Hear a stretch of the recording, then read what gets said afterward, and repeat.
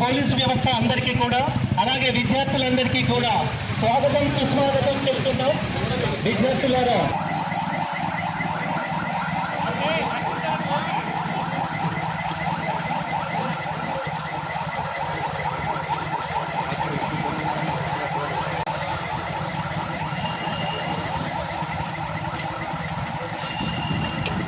పంజాబ్ అనేటువంటి ఒక పథకాన్ని తీసుకురావడం జరిగింది.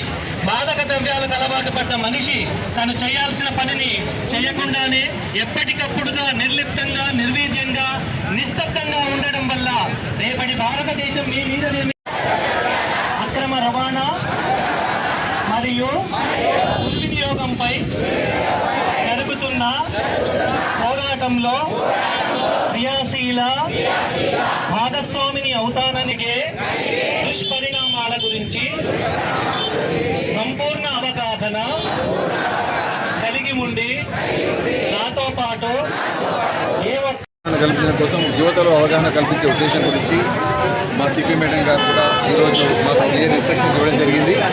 దీంట్లో భాగంగా ఈరోజు స్కూల్ పిల్లల్ని కాలేజ్ పిల్లలందరినీ చూసేసి డ్రగ్స్ యొక్క పరిస్థితి ఎలా ఉంది, మన రాష్ట్రంలో ఎలా ఉంది, మనం ఏ రకంగా వ్యవహరించాలి, యువత ఏ రకంగా పాడవుతున్నారు, దీన్ని ఏ రకంగా మనము నిర్మూలించగలనే విషయాల గురించి మాట్లాడుకుంటూ పిల్లలందరితో ఈరోజు ఒక ర్యాలీ నిర్వహించడం జరిగింది.